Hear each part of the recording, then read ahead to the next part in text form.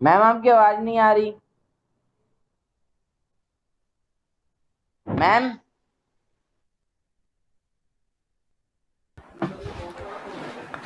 So I am going to start new chapter, chapter 5. 4 is already deleted, that's why I am not taking 4 chapter, है ना? So chapter 5, when people rebel 1857 and after. 1857 में कैसे rebel किया था, कैसे revolt हुआ था और उसके बाद क्या हुआ था, ये will discuss in this chapter, will study in this chapter.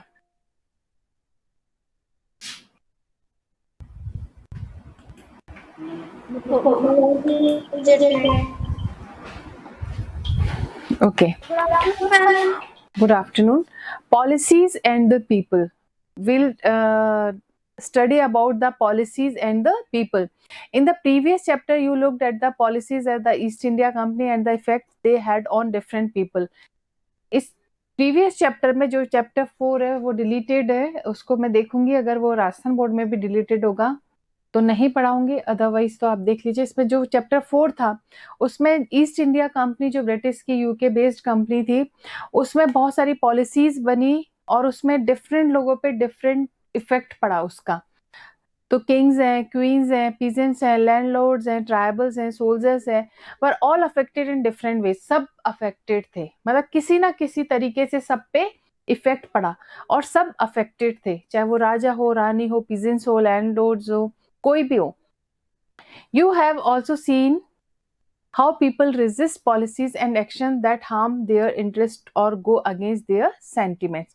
1857 से ये रिबेल, ये रिवोल्ट स्टार्ट हो गया था कि लोगों ने मतलब कैसे पॉलिसीज को रेजिस्ट किया, अपोज किया और एक्शंस जो उनके इंटरेस्ट में नहीं थे, जो उनके इंटरेस्ट को हार्म कर रहे थे, उनके अगेंस्ट उनका कैसे सेंटिमेंट्स निकल के आए, ये था. 1857 में जो इंडिपेंडेंस की लड़ाई थी वो 1857 में स्टार्ट हो गई थी, लेकिन वो सप्रेस कर दी गई थी. कुछ लोग थे ऐसे जो कहते हैं ना डिप्लोमेटिक, जो हमारा इंडिया का खाया और मिल किससे गए, ब्रिटिशर्स के साथ, तो उन लोगों की वजह से सप्रेस हो गया था. अदरवाइज ये रिवोल्ट हम आजाद, हमारा जो भारत है पहले से ही आजाद हो गया होता. तो इसमें क्या क्या इफेक्ट थे 1857 में और उसके बाद क्या हुआ, यही हम इस चैप्टर में पढ़ने जा रहे हैं. नवाब लॉस देयर पावर. जो नवाब्स थे उन्होंने धीरे धीरे उनकी पावर खत्म होती चली गई, है ना उनकी. Since the mid 18th century nawab and rajas had seen their power erode. Mid 18th century में क्या हुआ था, जो नवाब्स थे, जो राजा थे, जो किंग्स थे, उनकी पावर धीरे धीरे इरोड होती चली गई, खराब होती चली गई, डिस्ट्रॉय होती चली गई. They had gradually lost their authority, head and honour. धीरे धीरे वो अपना क्या अथॉरिटी और ऑनर खत्म, उनका जो सम्मान था, है ना, और जो उनकी अथॉरिटी थी, जो उनके हिस्से में आती थी, वो धीरे धीरे ग्रेजुअली लॉस्ट होती चली गई. जो resident had been stationed in many courts, the freedom of the rulers reduced, their armed forces disbanded, and their revenues and territories taken away by stages. जो रेजिडेंट थे, है ना, जो निवासी जिसे कहते हैं, वो बहुत सारे कोर्ट में स्टेशनड हो गए, मतलब कोर्ट में चले गए. जो फ्रीडम थी रूलर्स की वो धीरे धीरे रिड्यूस हो गई, कम हो गई. जो रूलर, जो किंग था, उसकी जो फ्रीडम थी उसको वो धीरे धीरे रिड्यूस हो गई और उनकी आर्म फोर्सेस क्या हो गई, डिसबैंडेड हो गई, है ना, डिसबैंडेड हो गई. And their revenues and territories taken away by stages. और उनके जो रेवेन्यूज थे, टेरिटरी के जो रेवेन्यूज थे और टेरिटरीज थी वो टेकन अवे, उनसे ले ली गई बाय स्टेजेस, अलग अलग स्टेजेस में, अलग अलग स्टेप्स में. Many ruling families tried to negotiate with the company to protect their interest. बहुत सारी जो रूलिंग फैमिलीज थी, जो राजा थे, उन्होंने क्या किया, नेगोशिएट कर लिया. नेगोशिएट मतलब किससे कर लिया, ईस्ट इंडिया कंपनी से, कि ठीक है हमको कुछ मत करो, हमसे कुछ मत छीनो, हम इतना रेवेन्यू आपको मंथ, ईयरली या एनुअली या मंथली दे देंगे. तो वो उन्होंने नेगोशिएट कर लिया किसके साथ, ब्रिटिशर्स के साथ, अपने इंटरेस्ट को प्रोटेक्ट करने के लिए. ठीक है. फॉर एग्जाम्पल, जैसे Rani Lakshmibai of Jhansi wanted the company to recognize her adopted son as heir to the kingdom after the death of her husband. Rani जो लक्ष्मीबाई थी ना, उनके खुद के कोई संतान नहीं थी, उनकी डेथ के बाद वो चाहती थी कि जो उन्होंने जो बेटा अडॉप्ट किया था वो उनके बाद उनकी गद्दी पे बैठे, ये चाहती थी रानी लक्ष्मीबाई। लेकिन अंग्रेजों ने क्या किया, रिफ्यूज कर दिया कि नहीं, अडॉप्टेड सन नहीं बैठेगा, अडॉप्टेड सन की जगह क्या करेंगे, वो जो टेरिटरी है रानी लक्ष्मीबाई के बाद उनके पास अपने आप ही चले जाएगी। तो ये एक बहुत बड़ा एग्जाम्पल है कि वो चाहती थी कि भाई जो उसका रानी लक्ष्मीबाई का जो एयर मतलब होता है, उसका जो उत्तराधिकारी है राज्य का, उसको रिकॉग्नाइज करके उसी को मौका दिया जाए। Nana Sahib the adopted son of Peshwa Bajirao second, जो नाना साहेब थे वो भी पेशवा बाजीराव सेकंड के अडॉप्टेड सन थे।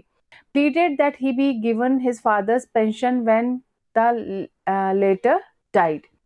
pleaded he be given his father's pension, उसको सिर्फ फादर की पेंशन दी गई, जब वो बाद में डेथ हो गई उनकी तो उनको सिर्फ पेंशन दी गई। तो ये बहुत सारे रिजेंटमेंट थे लोगों के against the British east India company.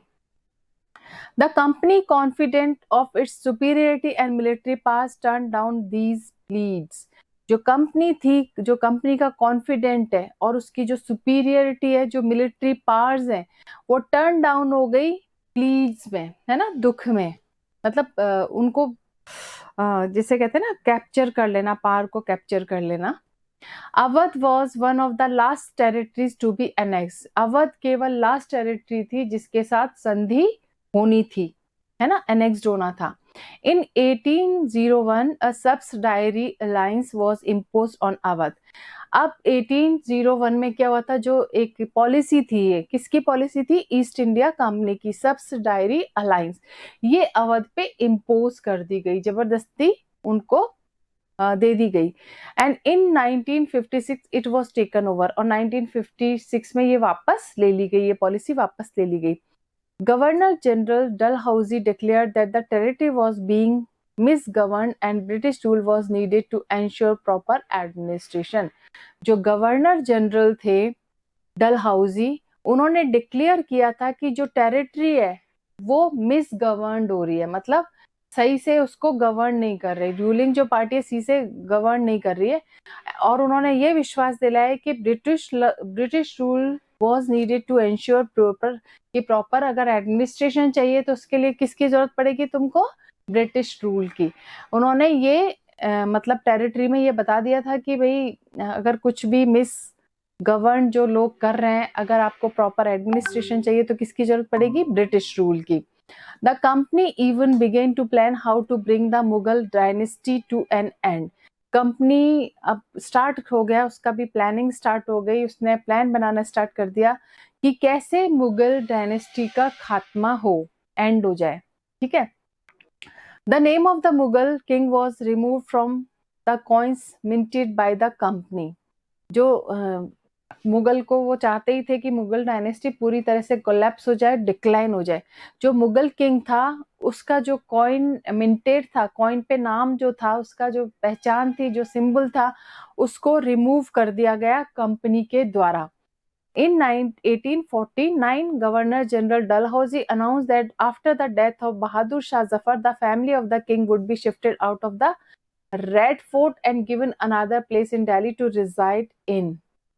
Governor general जो थे ईस्ट इंडिया कंपनी के डलहौजी, उन्होंने अनाउंस किया कि बहादुर शाह जफर की डेथ के बाद उनकी फैमिली और राजा, उनको शिफ्ट कर दिया जाएगा रेड फोर्ट में और दूसरा प्लेस दिया जाएगा दिल्ली में, वो दिल्ली में रह सकते हैं, है ना, उनको।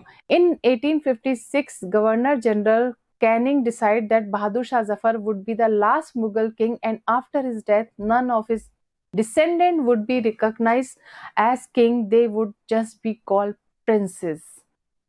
ये बहुत इंपॉर्टेंट टॉपिक है। देखो 1856 में डलहौजी ने तो ये कह दिया था कि भाई ये अपने इनका सर्टेन प्लेस में ये जाके रिजाइड करें। दूसरा जो कैनिंग आए थे, गवर्नर जनरल कैनिंग आए थे, उन्होंने डिसाइड किया था कि जो बहादुर शाह जफर है वो मुगल एम्पायर के लास्ट किंग होंगे, लास्ट ही होंगे वो, है ना। उसके बाद उनकी डेथ के बाद क्या हुआ, जो उनके डिसेंडेंट आए उनको किंग के रूप में रिकॉग्नाइज नहीं किया गया, उनको राजा माना ही नहीं गया, उनको क्या माना गया, प्रिंसेस। मतलब वो उनके हाथ में सारा साम्राज्य नहीं है। राजकुमार। हाँ, राजकुमार का मतलब है, प्रिंस का मतलब है कि भाई राजा कोई और है, प्रिंस किसकी कहना मानेगा, राजा का। तो पूरी तरीके से जो उसके डिसेंडेंट थे उनको किंग के रूप में रिकॉग्नाइज नहीं किया गया, उनको प्रिंसेस के रूप में जाना गया। The peasants and the sepoys. अब ये पीजेंट्स में क्या मतलब ये सब हम क्यों बता रहे हैं, ये सारी चीजें बता रहे हैं कि भाई यहाँ से रिबेल स्टार्ट हो गया था, यहाँ से रिवोल्ट स्टार्ट हो गया था, लोग सेटिस्फाइड नहीं थे ईस्ट इंडिया कंपनी या ये ब्रिटिश एडमिनिस्ट्रेशन जो एस्टेब्लिश हुआ था, यहाँ से वो नाखुश थे। पीजेंट्स और सिपोइज में क्या प्रॉब्लम थी, in the countryside peasants and zamindar resented the high taxes and the rigid method of revenue collection। जो कंट्री साइड के पेजेंट्स थे और जमींदार थे, उन्होंने रिजेंट किया, उन्होंने अपोज किया जो हाई टैक्सेस इन्होंने लगाए थे और जो रिजिड मेथड था रेवेन्यू कलेक्शन का, जो टैक्स कलेक्शन का जो मेथड था इनका काफी रिजिड था, उसको जमींदार और पीजेंट्स ने अपोज किया। Many failed to pay back their loans to the moneylenders and gradually lost the lands they had tilled for generation।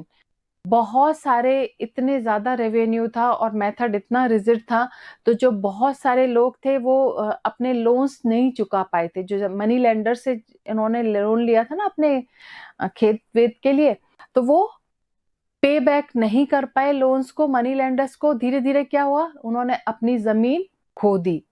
मतलब मनी लेंडर्स ने क्या किया, उनकी जमीन को एक्वायर कर लिया। अगर आपने किसी से बोरो किया, अपनी जमीन के कागज रख के, अगर आप उसका नहीं चुका पाए तो किसके पास चली जाएगी जमीन, मनी लेंडर्स के पास, ठीक है। तो दे हैड टिल्टेड फॉर, और ये जनरेशंस तक चलता रहा। The Indian sepoys in the employ of the company also had reasons for discontent। Indian जो सिपॉइज थे, सिपाही जिसे कह सकते हैं, जो कंपनी में एम्प्लॉय थे, है ना, कंपनी के लिए जो काम कर रहे थे, वो भी डिसकंटेंट थे, जिसे कहते हैं डिससेटिस्फाइड थे, सेटिस्फाइड नहीं थे। दे वर अनहैप्पी अबाउट देयर पे। वो किस लिए अनहैप्पी थे, वो उनकी पे को लेके, उनकी सैलरीज को लेके, अलाउंसेस को लेके, और कंडीशंस ऑफ सर्विसेज भी ऐसी उसको लेके वो बहुत अनहैप्पी थे। Some of the new rules moreover violated their religion sensibilities and belief. कुछ लोग इसलिए, जो कुछ सिपोइज थे वो इसलिए भी चाहते थे कि कुछ उनके रिलीजियस सेंस, जो सेंसिबिलिटीज है, बिलीफ है, उनको वायलेट हो रहा था, वो वायलेशन हो रहा था किसके द्वारा, by the Britishers, by the east India company. वो उनका रिलीजियस जो सेंटिमेंट थे वो भी हर्ट हो रहे थे, उनका जो विश्वास था वो भी हर्ट हो रहा था, इसलिए भी उनमें डिसकंटेंटमेंट था। Did you know that in those days many people in the country believe that if they cross the sea they would lose their religion and caste. Did you know, क्या आप ये जानते हैं कि कुछ डेज जो many people in the country, कुछ country के कुछ लोग ऐसे मानते थे कि अगर उन्होंने सी क्रॉस किया, समुद्र मतलब अपनी बाउंड्रीज को क्रॉस किया, यस मैम। हाँ, तो वो अपने रिलीजन और कास्ट को खो देंगे। So when in 1824 the sepoys were told to go Burma by the sea route to fight for the company, they refused to follow the order। जब 1824 में जो इंडियन सिपॉयज थे उनको बोला गया कि वो बर्मा में जाएं, ठीक है, युद्ध वहां पे युद्ध चल रहा था, तो उन्होंने बोला कि इंडियन सिपॉयज को कि वो बर्मा जाएं सी रूट से, कंपनी के लिए लड़ने के लिए। कंपनी और बर्मा में युद्ध चल रहा था, तो वो चाहते थे कि जो इंडियन सिपॉयज हैं वहां जाएं सी रूट्स के थ्रू, लेकिन कुछ सिपाहियों ने they refuse to follow the order follow करने के लिए मना कर दिया। Though they agreed to go by the land route, वो तैयार थे, लैंड रूट से जाने के लिए तैयार थे, पर वो सी रूट से जाने के लिए तैयार नहीं थे। दे वर सीवियरली पनिश्ड, ऐसे लोग जिन्होंने रिफ्यूज किया गया, जिन्होंने मना कर दिया, उनको क्या किया गया, बहुत बुरी तरीके से पनिश किया गया। And since the issue did not die down in 1856 the company passed a new law which stated that every new person who took up employment in the company's army had to agree to serve overseas if required. अब शुरू में इन्होंने मना कर दिया कि हम सी root से बिल्कुल भी नहीं जाएंगे, तो ये क्या थे, इनको पनिश किया गया। तो ये इश्यू यहीं पे डाई डाउन नहीं हुआ, यहीं पे खत्म नहीं हुआ। 1856 में जो कंपनी है उसने एक न्यू लॉ पास किया जिसमें ये कहा गया कि न्यू पर्सन जो एम्प्लॉयमेंट लेता है कंपनी आर्मी में, उसको ओवरसीज जाने के लिए एग्री होना पड़ेगा अगर रिक्वायरमेंट होती है। तो नेक्स्ट जो एम्प्लॉयमेंट जनरेट हुआ वो इस शर्त पे हुआ कि अगर जरूरत पड़े तो सी रूट से जाना पड़ेगा आर्मी को, इंडियन सिपॉइज को, ये कहा गया, ये शर्त रखी गई। Sepoys also reacted to what was happening in the country side. Sepoy ने ये रिएक्ट किया जो भी कंट्री साइड में जो चल रहा था। Many of them were peasants and had families living in the villages। बहुतों की फैमिली थी, कुछ पीजेंट्स थे जो उनकी फैमिलीज विलेजेस में रह रही थी। So the anger of the peasants quickly spread among the सिपाही। जो ये गुस्सा था पीजेंट्स का वो धीरे धीरे सिपाही में भी, सिपाहियों के बीच भी चला गया। Next topic is responses to reforms. Will continue tomorrow. Clear? Okay ma'am. Okay बेटा, बाय। बाय बेटा।